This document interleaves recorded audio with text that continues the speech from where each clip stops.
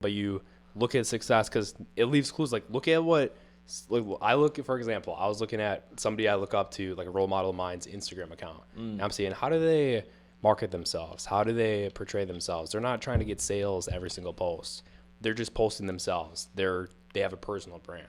They're being authentic, man. They're being authentic. So there's that combination of seeing what success, like, dude, I love that. I don't think I've ever heard that in my life, is success leaves clues. Yeah. So success leaves clues, so you can kind of see what others are doing, but then you always have to put your authentic self to it. And that's the thing I love about the podcast is, dude, no matter what ideas or quotes I say, it's like, this is an hour and 15 minutes of just me. Like, I can't put on a facade for this long. No. Like, no one can put on a facade in long form content. So, like, when people are watching this podcast, they know it's just me. Like, what? And I think the good thing about when you're taking some quotes from other people, it's not stealing it, but something I say might resonate with the audience way more than the way someone else says it. So, like, Alex Hormozy, he may say it in a way that's, like, makes people feel like, you know, a little stupid or something like that, versus if they hear me say the same thing Alex Hormozy says, maybe it resonates with the person better, or maybe how the way he says it resonates with someone way better.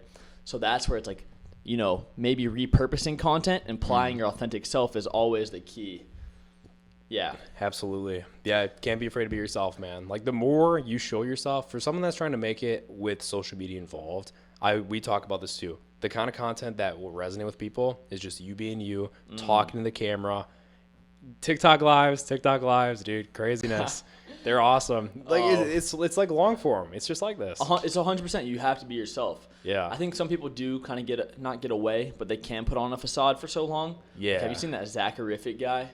The guy who just acts like he's like super humble or something on his hat. No, I haven't and he's seen not that. humble. Like, he'll drop like $100 bills out of his pocket. He does that on purpose? He'll drop them out and be like, "Oh, my bad. Like, that's so embarrassing. I didn't mean to." It's hilarious. But, like, dude, that works for him. But I think he's deep down like a genuine dude. Yeah. It's just like making a funny content. It's like a comedic skit. But Right. that won't work for the 99% of people. You know, the only way you're gonna work is you resonate and you're authentic and you bring yourself every day.